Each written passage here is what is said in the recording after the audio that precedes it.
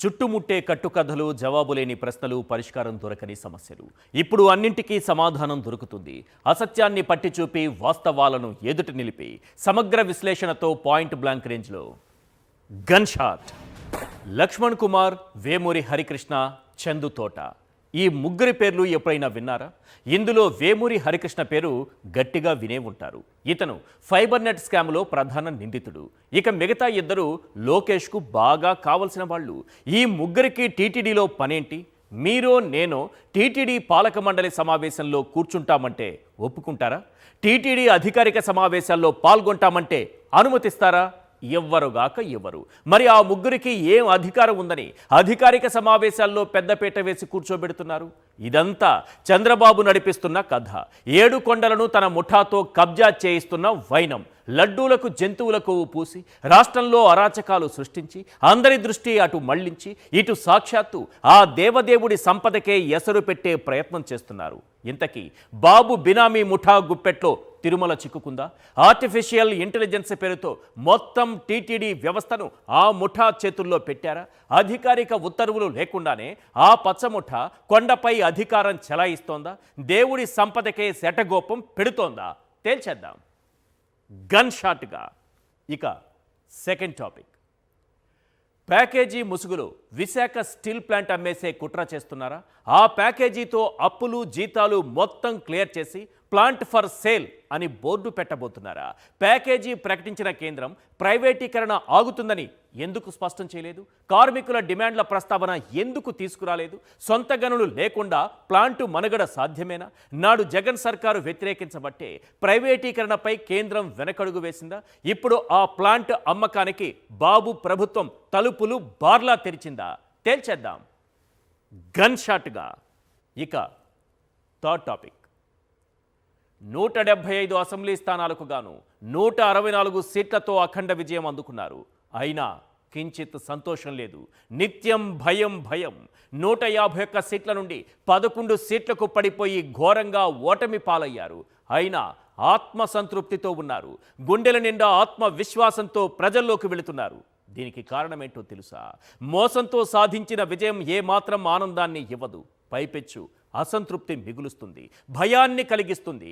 అదే నిజాయితీతో కలిగిన ఓటమి మొదట్లో నిరాశ కలిగించిన ఆత్మసంతృప్తి మాత్రం ఇస్తుంది. అటు కూటమి గెలుపు, ఇటు జగన్ ఓటమిలో కనిపించింది ఇదే. అసలు ఏపీలో ఏం జరుగుతోంది? కూటమి ప్రభుత్వానికి 6 నెలల్లోనే అంత వ్యతిరేకత ఎందుకు వచ్చింది?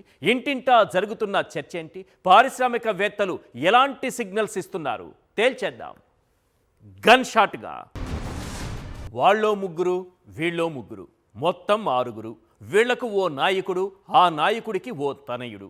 ఆ 7 కొండలను ఈ 8 మంది కబ్జా చేసేశారు. ముందుగా చంద్రబాబు నాయుడు గారి గురించి. ఆయన శ్రీవారి మహాప్రసాదానికి జంతువుల కొవ్వు ఆరోపణలు చేసి తిరుమల ప్రతిష్టను మసకబారేలా చేశారు. ఆ తరువాత తనయుడు లోకేష్.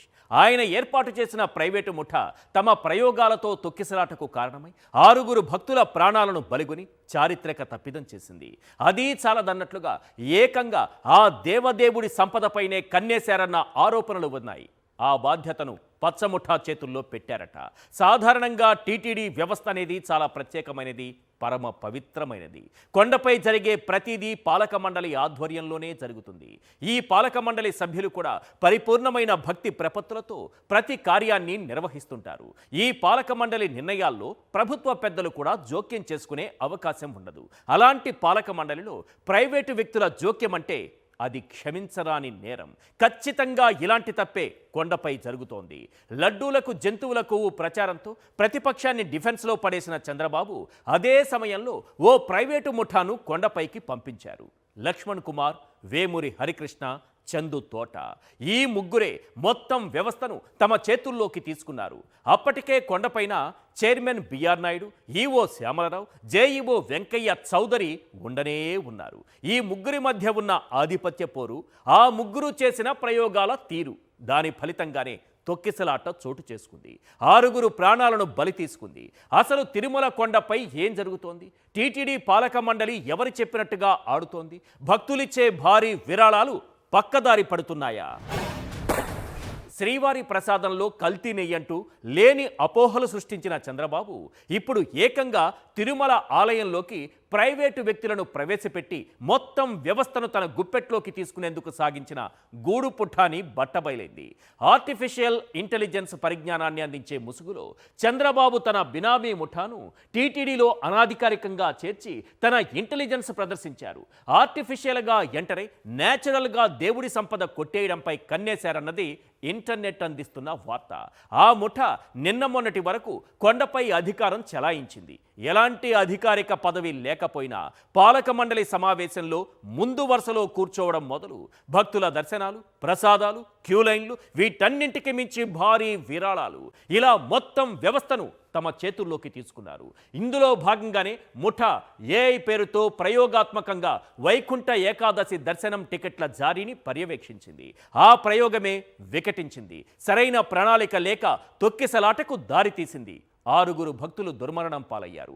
తొక్కిసలాటకు కారణం ఇది అన్నది ఆలస్యంగా వెలుగు చూసింది. అసలు విషయం బయటకు రాకుండా చూసేందుకు మైకు లేకుండా ఓసారి, మైకు పట్టుకుని మరోసారి అధికారులపై ఆగ్రహం వ్యక్తం చేసినట్టుగా చంద్రబాబు తన ఆర్టిఫిషియల్ ఇంటెలిజెన్స్తో కవరింగ్ ఇవ్వడం చూశాం. దీనికి తోడు తన నేచురల్ ఇంటెలిజెన్స్తో డీసీఎం పవన్ కళ్యాణ్ క్షమాపణలు అంటూ డ్రామాలు ఆడటం కూడా చూశాం. తిరుమల కొండను పచ్చముఠా కబ్జా చేసిన వేళ ప్రధానంగా కొన్ని ప్రశ్నలు వినిపిస్తున్నాయి. అవేంటో ఒక్కసారి మనం స్క్రీన్ పైన చూద్దాం. క్వశ్చన్ నెంబర్ 1, టీటీడీలో లోకేష్ బినామీల పెత్తనం ఏంటి? క్వశ్చన్ నెంబర్ 2, పచ్చముఠా ప్రయోగమే తొక్కిసలాటకు కారణమా? క్వశ్చన్ నెంబర్ 3, దేవుడి సంపద మీద పచ్చముఠా కన్నేసిందా? క్వశ్చన్ నెంబర్ 4, భక్తులిచ్చే భారీ విరాళాలు పక్కదారి పడుతున్నాయా?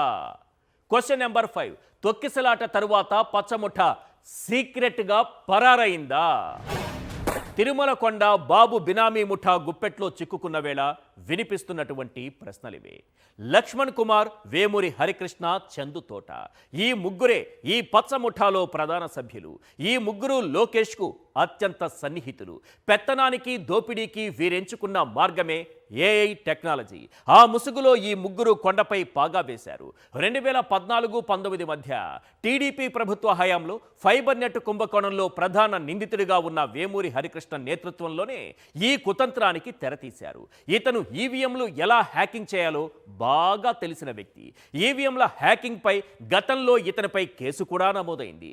ఈవీఎంలు హ్యాకింగ్ చేయగలిగే వ్యక్తి శ్రీవారి ఆన్లైన్ టికెట్లు కొల్లగొట్టలేడా అని భక్తులు గుండుపై చెయ్యేసి నిమురుకుంటూ ప్రశ్నిస్తున్నారు. ఇక చంద్రబాబు ఏరి కోరి నియమించిన తిరుమల అదనపు ఈవో వెంకయ్య చౌదరి ఈ ముగ్గురికి సీక్రెట్గా సహకారం అందిస్తున్నారు. వీరి సహకారంతో మంత్రి లోకేష్కు సన్నిహితులైన లక్ష్మణ్ కుమార్, చందుతోట అనే ఇద్దరు సాఫ్ట్వేర్ నిపుణుల ముసుగులో గుట్టు చప్పుడు కాకుండా టీటీడీలోకి ప్రవేశించారు. ఓ కేంద్ర మంత్రి వద్ద గతంలో పిఎస్గా పనిచేశానని చెప్పుకునే లక్ష్మణ్ కుమార్ ఏకంగా టీటీడీ అధికారిక సమావేశాల్లో పాల్గొంటున్నాడు. అదనపు ఈవో వెంకయ్య చౌదరి పక్కనే ఆయనకు కుర్చీ వేసి మరి ప్రోటోకాల్ మర్యాదలు అందిస్తున్నారు. అంతేకాదు అతడికి ప్రత్యేక ఛాంబర్, వాహనం, ఇతర సౌకర్యాలు సమకూర్చారు. నిజానికి టీటీడీలో ఏదైనా పోస్ట్ ఇవ్వాలన్నా, కన్సల్టెంట్గా నియమించాలన్నా అధికారికంగా ఉత్తర్వులు ఇవ్వాలి. అయితే వడ్డించేవాడు మనవాడైతే బంతిలో ఎక్కడ కూర్చున్నా పంచభక్ష పరమాన్నాలు చేరాల్సిన చోటుకు చేరుతాయన్నట్టుగా ఏ అధికారం లేకపోయినా ఈ ముఠాకు పెద్దపీట వేసి కూర్చోబెట్టారు. తిరుపతిలో తొక్కిసలాటకు ప్రధాన కారణం ఈ ముఠా చేసిన ప్రయోగమే. ఈ ఘటన జరిగిన తరువాత చంద్రబాబు, లోకేష్ ఆదేశాలతో ఈ ముఠా కొండపై నుంచి మెల్లగా జారుకుంది. తిరుమల కొండను కబ్జా చేసే కుట్రలో భాగంగానే ఈ ముఠా 7 కొండలపై అడుగుపెట్టింది. తిరుమలకు ఏఐ టెక్నాలజీ సాకుతో దర్శనాలు మొదలుకొని ప్రసాదాల పంపిణీ, క్యూలైన్లు, భారీ విరాళాలు అన్నీ వీరి చేతుల్లో పెట్టేశారు. Chairman BR Naidu, EO, JEO సహా ఇతర అధికారులు ఈ ముఠా చెప్పినట్లు వింటూ వారికి కావలసిన విధంగా సహాయ సహకారాలు అందించారు. నిజానికి ఈ ప్రసాదాల పంపిణీ, క్యూలైన్లు, దర్శనాలు ఇవన్నీ ఆ ముఠా చేతుల్లో పెట్టడం అసలు లక్ష్యం కాదు. శ్రీవారికి కొందరు భక్తులిచ్చే భారీ విరాళాలను పక్కదారి పట్టించడమే ఆ ముఠా అసలు లక్ష్యంగా కనబడుతోంది. దీంతో పాటు శ్రీవారి దర్శన టికెట్ల గోల్మాల్కు పక్కా స్కెచ్ వేసింది ఈ ముఠా. తిరుమల కొండపై నకిలీ టికెట్ల వ్యవహారాలు ఈ 6 నెలల్లో చాలానే వెలుగు చూశాయి. సాక్షాత్తు టీడీపీ అధికార ప్రతినిధులే శ్రీవారి దర్శనాన్ని ఒక వ్యాపారంలా మార్చేశారని సోషల్ మీడియాలో పోస్టులు పెడుతున్నారంటే వీళ్ల అరాచకాలు ఏ స్థాయికి వెళ్ళాయో అర్థం చేసుకోవచ్చు. టీటీడీ పాలక మండలి మాజీ సభ్యుడు ఓవి రమణ మరో షాకింగ్ విషయం చెప్పారు. సీఎం చంద్రబాబు మెప్పు కోసం ఆయన వస్తున్నారని తెలిసి స్వామివారికి పచ్చ వస్త్రం అలంకరించారని స్వయంగా ఓ ఆగమ సలహాదారుడు ఆయనకు చెప్పారట. అధికారంలోకి వచ్చిన 6 నెలల కాలంలో పవిత్ర పుణ్యక్షేత్రాన్ని చంద్రబాబు ఎంతలా భ్రష్టు పట్టించారో చెప్పడానికి ఇంతకన్నా పెద్ద ఉదాహరణ ఇంకేముంటుంది. ఒక్కటి మాత్రం నిజం, ఒక్కొక్కటిగా వీళ్ళు చేస్తున్న పాపాలే నేడు భక్తులకు శాపాలుగా మారాయి. లాస్ట్ బట్ నాట్ లీస్ట్, ఆకలితో ఉన్నోడు అమ్మా అని ఒక రకంగా అంటాడు, దెబ్బ తగిలినప్పుడు అమ్మా అని మరో రకంగా అంటాడు. మనం భక్తితో గోవిందా గోవిందా అని ఓ రకంగా అంటాము, ఎవరి చేతిలోనైనా మోసపోయినప్పుడు గోవిందా గోవిందా అని మరో రకంగా అంటాం. పవిత్ర పుణ్యక్షేత్రంలో పాపిష్టి పనులు చేస్తున్న వారిని చూసి గోవిందా గోవిందా అని ఏ రకంగా అనాలో ఇక భక్తులే డిసైడ్ చేసుకోవాలి. ఇది మాత్రం గన్ షాట్. ఢిల్లీలో ప్యాకేజీ ప్రకటిస్తే విశాఖ స్టీల్ ప్లాంట్లో రీసౌండ్ వినిపించింది. అంత గట్టిగా అరిచారు మన కేంద్ర మంత్రులు, మన సీఎం గారు. ఓవైపు విశాఖ స్టీల్ ప్లాంట్ ప్రైవేటీకరణ ఆపాలంటూ దాదాపు 3 ఏళ్లుగా సాగుతున్న పోరాటం, మరోవైపు విశాఖ స్టీల్ ప్లాంట్కు కేంద్ర ప్రభుత్వం ప్రకటించిన ప్యాకేజీ మామూలుగా లేదు. డబ్బుల మూట 11,440 కోట్లు సూట్ కేసుల్లో నింపి స్టీల్ ప్లాంట్కు పంపిస్తామంది. వెంటనే తన ఆర్టిఫిషియల్ ఇంటెలిజెన్స్ ప్రదర్శించిన చంద్రబాబు మైకు పట్టుకుని డబుల్ ఇంజన్ సర్కారు వల్లే ఇది సాధ్యమైందని అన్నారు. ఉక్కు ప్యాకేజీతో వేల కుటుంబాల్లో కొత్త ఆశలంటూ డిప్యూటీ సీఎం పవన్ కళ్యాణ్ గారు జుట్టు పైకి తోస్తూ చిరునవ్వులు చిందించారు. ఇది ఉక్కు కార్మికుల ఘన విజయం అంటూ మంత్రి లోకేష్ గారు ఏమాత్రం తడబడకుండా చక్కగా చెప్పేశారు. ఇది చారిత్రాత్మక నిర్ణయం అంటూ ఏపీ బీజేపీ డప్పు గట్టిగానే కొట్టింది. ఇవే స్టేట్మెంట్లు అటు ఇటుగా ఎల్లో మీడియాలో కూడా మీరు చూసే ఉంటారు. మరి కేంద్రం ఇచ్చిన ప్యాకేజీపై కార్మిక సంఘాల రియాక్షన్ ఏంటి అని ఎల్లో మీడియా చూపించిందా? తమ పత్రికల్లో రాసిందా? చూపించలేదు, రాయలేదు. కార్మికుల రియాక్షన్ తెలుసుకునే ప్రయత్నం కూడా చేయలేదు. ఎందుకంటే ఈ ప్యాకేజీ ముసుగులో అతిపెద్ద కుట్రకు తెరలేపారన్న విషయం ఆ స్టీల్ ప్లాంట్ కార్మిక సంఘాలకు బాగా తెలుసు. అందుకే అటువైపు పోకుండా కూటమి నేతల స్టేట్మెంట్లు, టీడీపీ ఆఫీసుల్లో సంబరాలను మాత్రమే కవర్ చేశారు. ఇంతకీ ప్యాకేజీ వెనుక దాగిన అతిపెద్ద కుట్ర ఏంటి? ఆ 3 డిమాండ్లపై ఎందుకు మౌనం వహించారు? ఆ ప్యాకేజీలో 90% బకాయిల చెల్లింపులకే సరిపోతుందా? అదేంటి సార్, కేంద్ర ప్రభుత్వం స్టీల్ ప్లాంట్కు 11,440 కోట్ల ప్యాకేజీ ప్రకటించిన కార్మిక సంఘాల నుంచి పాజిటివ్ రియాక్షన్ రాలేదేంటి? అటు కేంద్ర ప్రభుత్వానికి ఇటు రాష్ట్ర ప్రభుత్వానికి ధన్యవాదాలు తెలపడం లేదేంటి? దీని వెనుక ఏదో పెద్ద కుట్రే దాగి ఉందని ఎందుకంటున్నారు? ఈ ప్యాకేజీపై కూటమి నేతలు తమలో తామే డప్పు కొట్టుకోవడం తప్ప స్టీల్ ప్లాంట్ కార్మికుల కుటుంబాల్లో ఆ సంతోషం కనబడటం లేదేంటి? ఈ ప్రశ్నలన్నిటికీ సింపుల్గా ఓ జవాబు చెబుతాను, వినండి. మీరు 10 ఏళ్లుగా వాడుతున్న కారు బోరుకొచ్చింది అనుకోండి. అదే సమయంలో మెకానిక్ షాపు వాడు మీకో సలహా ఇస్తాడు. సార్ ఇంకెంతకాలం సార్, అమ్మేసి కొత్త కారు తీసుకోమని అడ్వైజ్ ఇస్తాడు. అమ్మేస్తా కానీ ఎంతవరకు వస్తుందేంటి అని క్వశ్చన్ చేస్తే ఏముంది సార్, అన్ని రిపేర్లు చేసి అమ్మేస్తే మంచి రేటు వస్తుంది, ఉన్నది ఉన్నట్టుగా అమ్మేస్తే కాస్త తక్కువ రేటే పలుకుతుంది. అర్థమైందిగా? ఇప్పుడు ఇదే ఫార్ములాను స్టీల్ ప్లాంట్ కూడా అప్లై చేస్తున్నారు. ప్రస్తుతం విశాఖ స్టీల్ ప్లాంట్పై ఉన్న అప్పులు, జీతాల బకాయిలు, పిఎఫ్ బకాయిలు, విఆర్ఎస్ తీసుకున్న వారి సెటిల్మెంట్లు, ఇలా చాలా భారమే ఉంది. ఈ భారంతో అమ్మేస్తే పెద్దగా వచ్చేది ఏమీ ఉండదు. అదే మొత్తం అప్పులు, జీతాలు, ఇతర బకాయిలు క్లియర్ చేసి రెడీ ఫర్ సేల్ అన్నట్లుగా ముస్తాబు చేసి అమ్మేస్తే మంచి రేటు పలుకుతుంది. ఇప్పుడు కేంద్రం చేస్తున్నది కూడా ఇదే అన్నది కార్మిక సంఘాల ప్రధాన ఆరోపణ. కేంద్రం ప్యాకేజీ వెనుక అతిపెద్ద కుట్ర బయటపడుతున్న వేళ ప్రధానంగా కొన్ని ప్రశ్నలు వినిపిస్తున్నాయి. అవేంటో ఒక్కసారి మనం స్క్రీన్ పైన చూద్దాం. క్వశ్చన్ నెంబర్ 1, కేంద్రం ప్యాకేజీ వెనుక దాగున్న కుట్ర ఏంటి? క్వశ్చన్ నెంబర్ 2, ఆ 3 డిమాండ్లపై మౌనం దేనికి? క్వశ్చన్ నెంబర్ 3, సొంత గనులు లేకుండా ప్లాంటు మనుగడ ఎలా సాధ్యం? క్వశ్చన్ నెంబర్ 4, సెయిల్లో విశాఖ ఉక్కు విలీనం ప్రస్తావన లేదేంటి? క్వశ్చన్ నెంబర్ 5, నాడు ప్రైవేటీకరణను అడ్డుకున్నది జగనేనా? అటు కేంద్రం ఇటు కూటమి ప్రభుత్వం విశాఖ స్టీల్ ప్లాంట్ అమ్మకానికి దారులు సుగమం చేస్తున్న వేళ వినిపిస్తున్నటువంటి ప్రశ్నలివే. 3 పాయింట్లు చెబుతాను. 1, ప్లాంట్ ప్రైవేటీకరణను పూర్తిగా నిలిపివేయడం. 2, క్యాప్టివ్ మైన్స్ కేటాయించడం. 3, సెయిల్లో విలీనం చేయటం. విశాఖ స్టీల్ ప్లాంట్ కార్మికుల ప్రధాన డిమాండ్లు ఇవే. ఇందులో ఒక్క డిమాండ్ గురించైనా కేంద్రం ప్రస్తావించిందా? పోనీ చంద్రబాబు ప్రస్తావించారా? ఇందులో ఏ ఒక్కటైనా ప్రస్తావిస్తూ ప్యాకేజీ విడుదల చేస్తే ఖచ్చితంగా కార్మిక సంఘాలు కూడా ఈ నిర్ణయాన్ని మెచ్చుకునేవి. అసలు ఈ విషయాన్ని వదిలేసి ఏదో కొద్ది మొత్తంలో ప్యాకేజీ విధిలిస్తే కార్మికులకు న్యాయం జరుగుతుందా? నిజానికి కేంద్రం ఇస్తానని ప్రకటించిన 11,440 కోట్ల ప్యాకేజీతో ఒరిగేదేమీ ఉండదని కార్మిక సంఘాలే స్పష్టం చేస్తున్నాయి. ముడి సరుకు సరఫరాదారుల బకాయిల చెల్లింపు, బ్యాంకు రుణాలు, ఉద్యోగుల పెండింగ్ వేతనాలు, ఇతర బెనిఫిట్స్, స్వచ్ఛంద పదవీ విరమణ పథకం అమలుకే అది చాలదంటున్నారు. ఈ మాత్రం దానికి తామేదో స్టీల్ ప్లాంట్ ప్రైవేటీకరణ ఆపేశామన్నట్టుగా చంద్రబాబు బిల్డప్ ఎందుకు ఇస్తున్నారో అర్థం కావటం లేదు. అఫ్కోర్స్ అది ఆర్టిఫిషియల్ ఇంటెలిజెన్స్లో భాగం కావచ్చు, కానీ కార్మికులకు అంతకు మించిన ఇంటెలిజెన్స్ ఉందని బాబు అర్థం చేసుకోవాలి. వాస్తవానికి ముడి సరుకు సరఫరా చేసిన వెండర్స్తో పాటు బ్యాంకుల నుంచి తీసుకున్న రుణాలు, వాటిపై వడ్డీ, ఉద్యోగులకు బకాయి పడ్డ వేతనాలు, వివిధ రకాల బెనిఫిట్స్, విఆర్ఎస్ అమలు, ఇలా మొత్తం 25,000 కోట్ల మేర లోటు బడ్జెట్లో ఉంది విశాఖ స్టీల్ ప్లాంట్. ఉద్యోగులకు సెప్టెంబర్ నుంచి పెండింగ్ వేతనాలు, పిఎఫ్, ఇతర బకాయిలు కలిపి 1,600 కోట్ల మేర ఉన్నాయి. ప్రైవేటీకరణలో భాగంగా అమలు చేస్తున్న విఆర్ఎస్ కోసం 1,000 కోట్ల మేర అవసరం ఉంది. ముడి సరుకు సరఫరా చేసిన వెండర్స్కు ఏకంగా 7,000 కోట్ల మేర బకాయిలు పేరుకుపోయాయి. అంటే కేంద్రం ప్రకటించిన ప్యాకేజీ ఏ మూలకు సరిపోదన్నమాట. వాస్తవానికి గత ప్రభుత్వం అడ్డుకోకుండా ఉంటే ఈ స్టీల్ ప్లాంట్ అమ్మకం ఎప్పుడో జరిగిపోయి ఉండేది. ఇంకా స్టీల్ ప్లాంట్ ప్రైవేటీకరణ జరగలేదంటే దానికి ప్రధాన కారణం జగన్.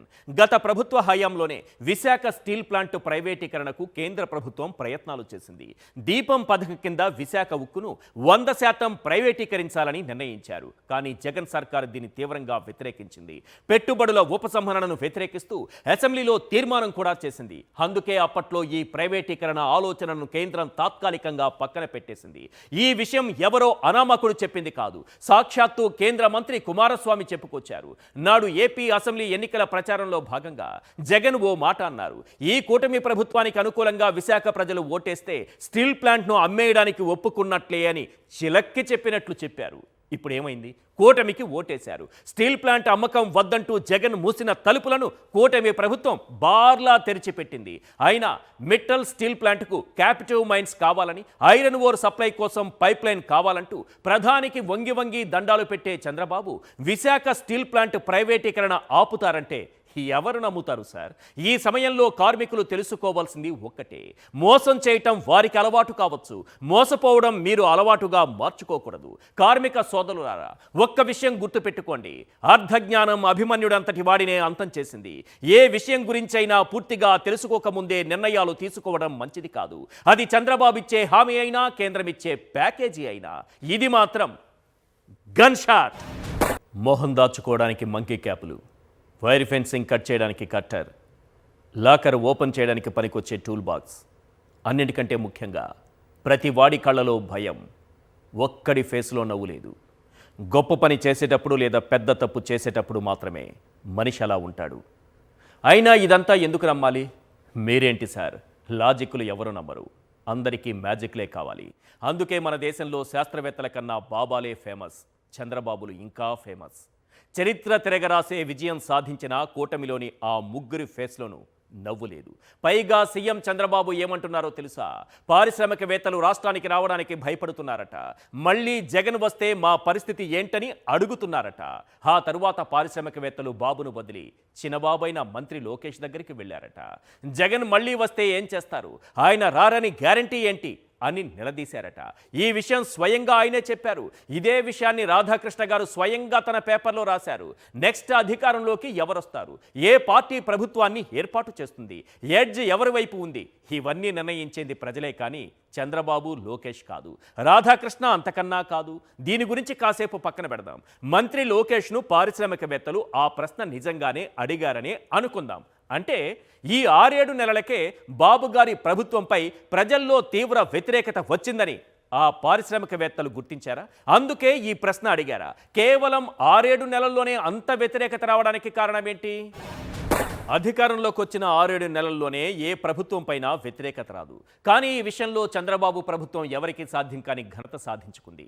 వచ్చిన 6-7 నెలల్లోనే ప్రజల్లో పూర్తిస్థాయి వ్యతిరేకత వచ్చేలా చేసుకుంది. నాడు జగన్ ప్రభుత్వంపై సిక్కోలు నుంచి సీమ వరకు ప్రచారం చేసిన అబద్ధాలని బాబు అధికారంలోకి రాగానే దూది పింజల్లా ఎగిరిపోయాయి. ఇక అబద్ధపు హామీలతో అధికారం దక్కించుకున్న చంద్రబాబు ఇప్పుడు ఆ సూపర్ 6ను పూర్తిగా అటకెక్కించేశారు. 1,00,000 కోట్లకు పైగా అప్పులు చేశారు. ఇటు పన్నులు బాధేస్తున్నారు. ఇక హత్యలు, అత్యాచారాలు, దాడులు తారాస్థాయికి చేరుకున్నాయి. మందు ఏరులై పారిస్తున్నారు. దొరికింది దొరికినట్లుగా దోచుకుంటున్నారు. ఇదంతా 6 నెలల్లోనే చేశారు. ఇక మున్ముందు పరిస్థితి ఇంకెంత దారుణంగా ఉంటుందోనన్న భయం ప్రజలందరిలో కనిపిస్తోంది. ఇంటింటా చర్చ జరుగుతోంది. జగన్ను ఓడించి తప్పు చేశామన్న పశ్చాత్తాపం ప్రతి ఒక్కరిలో కనిపిస్తోంది. ఇది ఈ నోట ఆ నోట పాకి చివరికి పారిశ్రామికవేత్తల చెవిలోనూ పడినట్టయింది. అందుకేనేమో మంత్రి లోకేష్ను అలాంటి ప్రశ్న అడిగినట్టున్నారు. ఆ క్షణం నుంచే ఇటు చంద్రబాబు అటు లోకేష్ మధ్యలో మన రాధాకృష్ణకు కంటి మీద కునికే కరువైంది. అబద్ధపు హామీలతో గెలిచిన ఆనందం 6 నెలల ముచ్చటగా మారిపోయింది. ప్రతివాడి కళ్ళలో భయం, ఒక్కరి ఫేసులోనూ నవ్వులేదు. గొప్ప పని చేసేటప్పుడు లేదా పెద్ద తప్పు చేసేటప్పుడు మాత్రమే మనిషి అలా ఉంటాడు. ఇలాంటి సందర్భంలోనే ఇలాంటి డైలాగ్స్ గుర్తుకొస్తాయి. చంద్రబాబు ప్రభుత్వంపై అంతకంతకు వ్యతిరేకత పెరుగుతున్న వేళ ప్రధానంగా కొన్ని ప్రశ్నలు వినిపిస్తున్నాయి. అవేంటో ఒక్కసారి మనం స్క్రీన్ పైన చూద్దాం. క్వశ్చన్ నెంబర్ 1, 6 నెలల్లోనే ప్రభుత్వంపై అంత వ్యతిరేకత ఎలా వచ్చింది? క్వశ్చన్ నెంబర్ 2, ఇంటింటా జరుగుతున్న చర్చ అదేనా?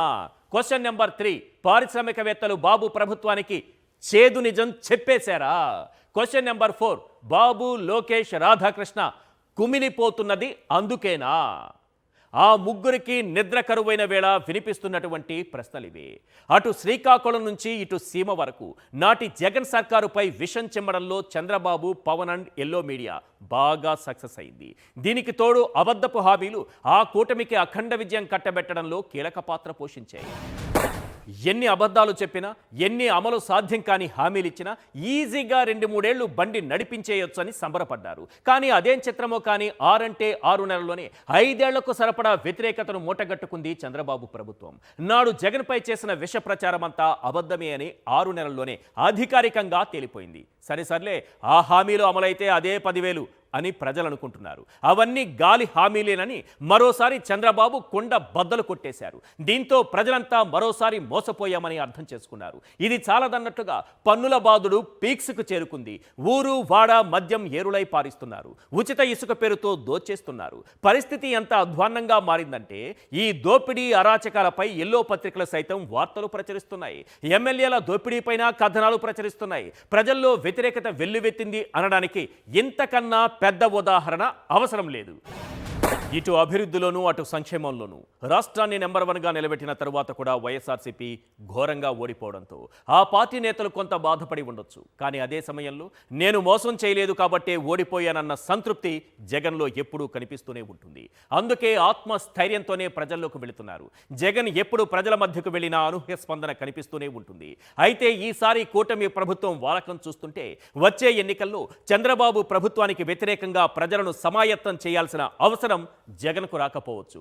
ఈసారి కూటమి ప్రభుత్వం అడ్రస్ గల్లంతు చేయటం మీ పని కాదు మా పని అన్నట్లుగా జనాల తీరు కనిపిస్తోంది. 6 నెలల్లో ఇంత మార్పు రావడం అంటే మామూలు విషయం కాదు.